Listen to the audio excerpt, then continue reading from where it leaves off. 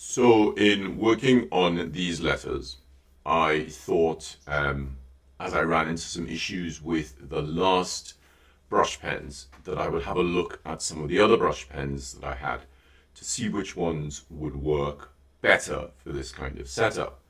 Now, I have tons of tools here, as you can see, um, but I also have boxes of brush pens. So I also wanted to put together something that was easy for those of you seeing this who decided that you wanted to try this, that you could get a box of brush pens where the colors were already put together in a really good color combination. So I'm going to, this is going to be a longish video because I'm going to go through the process of ruling up and go through the process of choosing the colors, which I don't really have to choose because they're already in a set, which is great. Um, but also talk you through some other issues that I encountered whilst doing the introduction to this new Angular confinement system that I've developed. Now, the first thing is things like paper. So I love these Viva paper towels because they're brilliant. I came across them in the US, I don't know, about maybe 10 years ago. And I've loved working on them because I love writing with brushes. And the thing about filamented brush pens, so remember, I use different terminology. So brush pens which are man-made and that have filaments, I call filamented. The spongy tip ones, what you tend to refer to as felt tip brush pens, I call spongy tips because they're not necessarily felt. And this helps me to describe them a little bit better in flexibility and that kind of thing. And then the natural brushes, which are made from hairs. So they're made from fur or hair. So I call those natural brushes. Sometimes I call them real brushes, but I try to stay away from that because that's a term that a lot of manufacturers are using to describe filamented brush pens. So I don't like to have that kind of confusion. Now, Viva paper towels, brilliant. Other paper towels will work, other kitchen rolls will work. This just has a denser sort of fibrous structure. They're not easy to get outside of the US. So other paper towels will work. So I'm also going to use a Viarco art graph pencil, the 6B. So it fits in the 3mm cut of the lining template, which is great. And I will also use, so I used the red Derwent pencil from the Inktense group. But the problem I have with that is I can't get them very easily. So you need to find a soft pencil that you can get very easily. And this can help you to rule the lines up. So I'm going to use the Kuretake clean color real brush set. See, and it already has a great sort of array of colors. I mean, I'll show it to you better once I swap the cameras around. It already has a great array of colors laid out, so you don't really have to think about the colors. I didn't want to have to think about the colors here because I just wanted to show you the writing. So I'm going to talk you through how I tackle this process. Where is it? There. Okay. So I put the paper towel down first.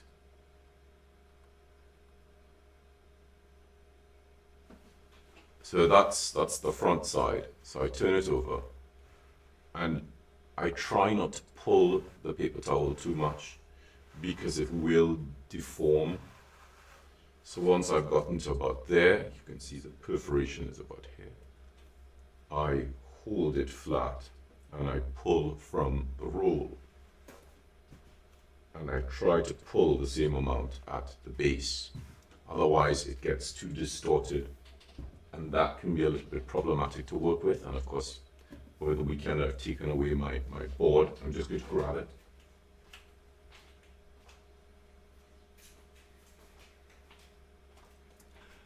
So the board already has some of those colors on it, and you can see one of the reasons I decided to use the Zig clean color real brush set is because of this amazing stack of colors and how they work really well, and they didn't bleed at all. So I'm going to use, remember I pulled this out this way, I'm going to turn it over and use the top side because it's a little bit denser. So let's get that out. Actually, the first thing I need to do is rule up. So I'm going to use my lining template, and I've demonstrated this before, but I'll run through it again. So I'm going to take the top, or obviously with a little bit more detail. I'm going to take the top of the template and I'm going to line the top up with the top of this. Now, the other thing I'm going to do is, you see the cuts on the template? I'm going to make sure that the cuts are as even as possible on either side, because you can see that the cuts are wider than that strip of kitchen roll. So I figured out where the cuts are, and I'm lining the top up.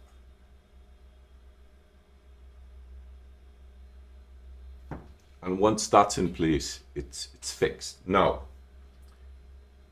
normally I would put my fingers on these white patches because they're etched, so they stop slippage.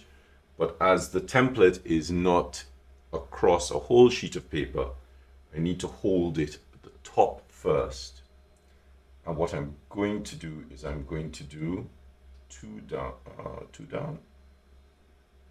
I'm going to do two down because of the clip.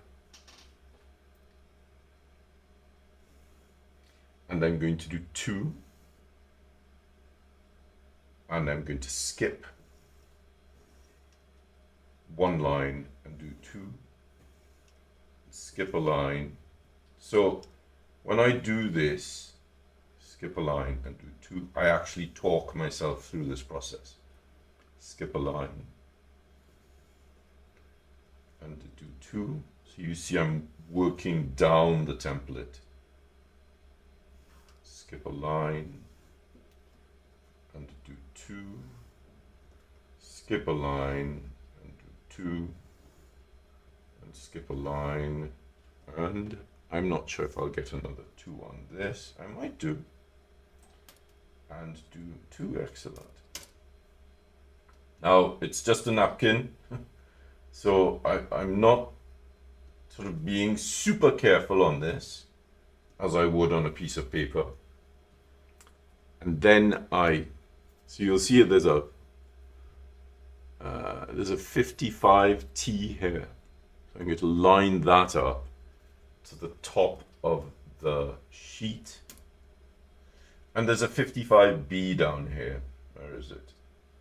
Come on. 55B. So if once I line this up to the top, that 55B, which is there, should be parallel to one of the lines. So I'm going to do every other line because I don't need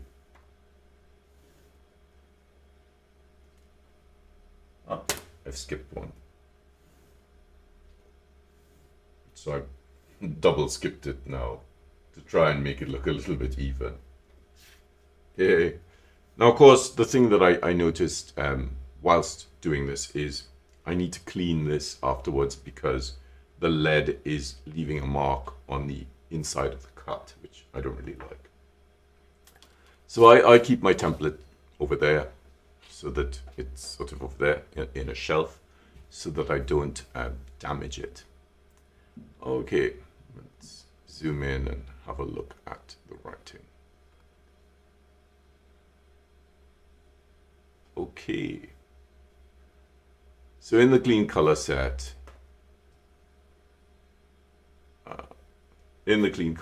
you can see that there are tons of colors. Now, I have these in individual colors as well, but you have to take the plastic off of them. So I'm not going to mix the colors up, just going to take from them as they go. So I'm going to keep them upright so that they're standing and I can just take them and go along. stay upright. Stay. Oh, okay, I'll do it on that side. So we're going to do each letter in a different color. So this video is obviously going to take a while. Now I've put a sheet of white paper down so that it helps. And I'm going to clip that in place at the top.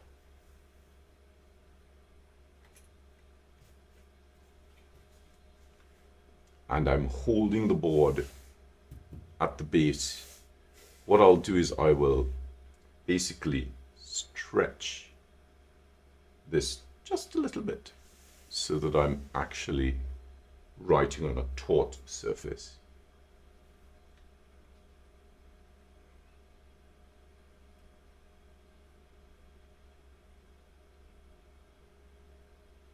Now in the new Angular Confinement worksheets that we're working on, I've actually found a way to build this into the confinement, which I call the balancing serif. And I'll tell you a little bit more about that at the end of this video. So I'm slowly working my way through these colors.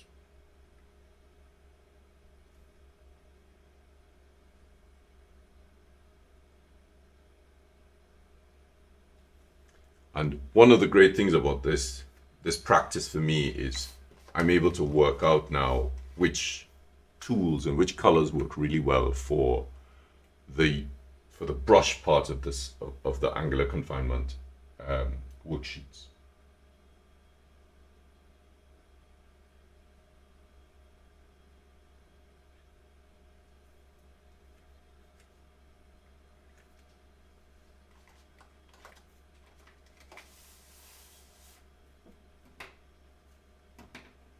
So I'm just trying to make sure I put them back in order so that they go back into the box in order.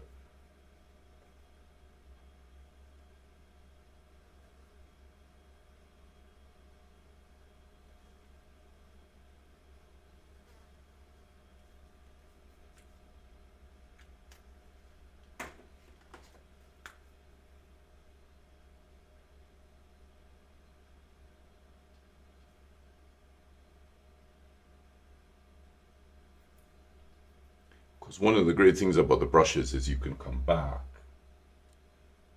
and add weight to parts of it if you really wanted to. I generally don't do this in my writing of Copperplate script. I don't like to go back and fiddle with the letters. I prefer to write them directly.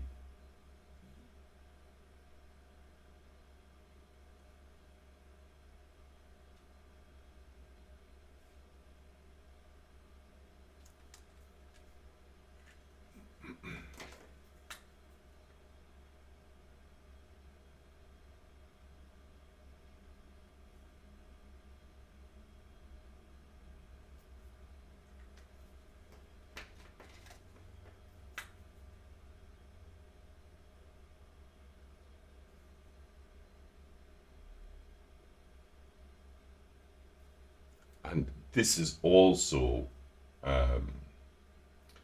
one of the confinement balancing serifs that I built. So there's a grid for this as well. So the new worksheet will actually have a section where you can sort of train yourself on some basic flourishing.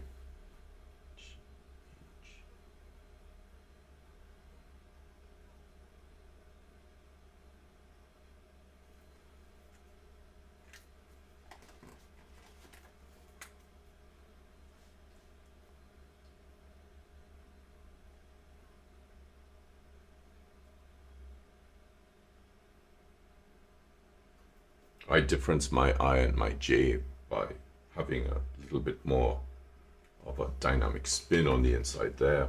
Now, let's start from this end.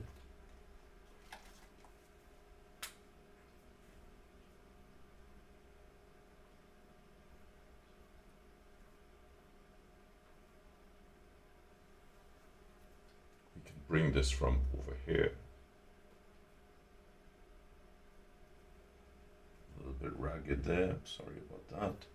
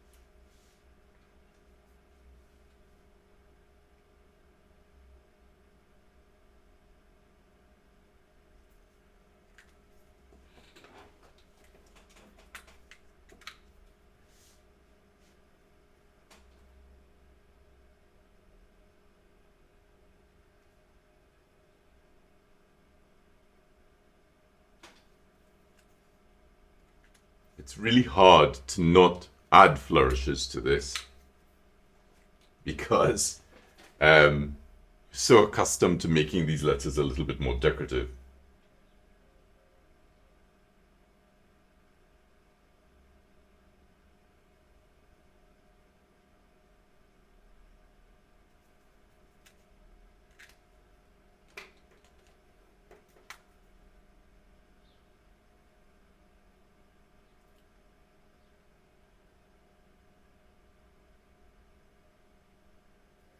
Also, sometimes around the turn, it's quite hard, especially with a brush, because the brush isn't facing the same direction as the nib is, to come around and to press and come around and to press again, because you're anticipating this little flattened comma. So I'm pulling the paper to keep it flat.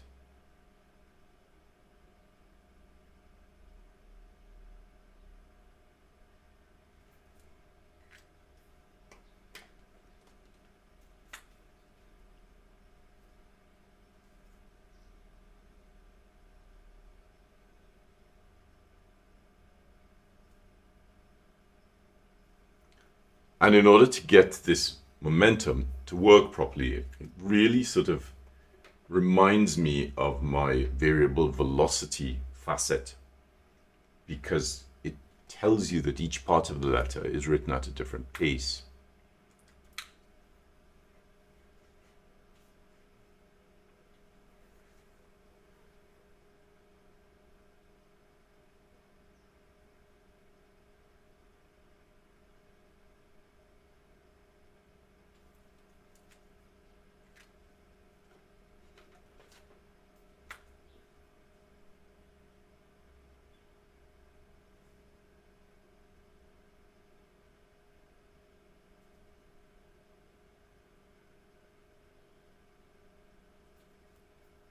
I'm going to take that serif again from the top there. What I'm going to do is I'm going to work back and then work into myself.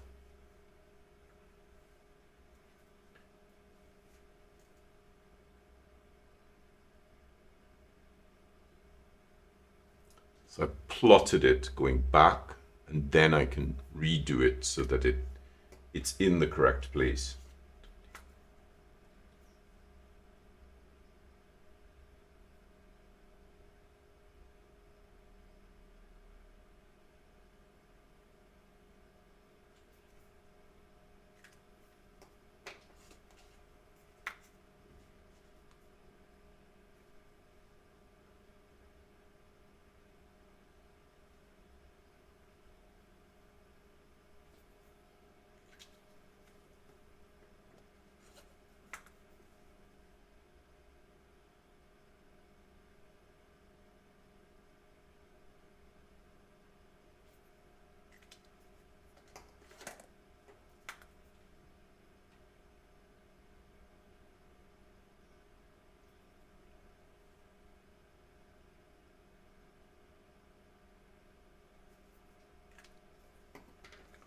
Now, there is a reason I put the ampersand in, and that is because it also has an angular confinement construct.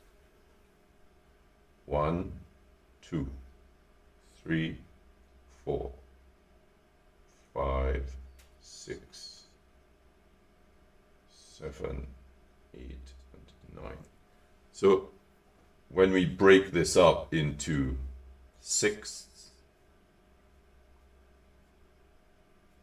it really helps you to plot the ampersand as well. So this is also part of the new. I just need to put that back in the right place. This is also part of the new system, the new worksheets that I'm working on for the PAScribe Angular Confinement worksheets, which will be out soon. So just a little bit about that. So again, this was the Zig Clean Color Real Brush set of 30 colors.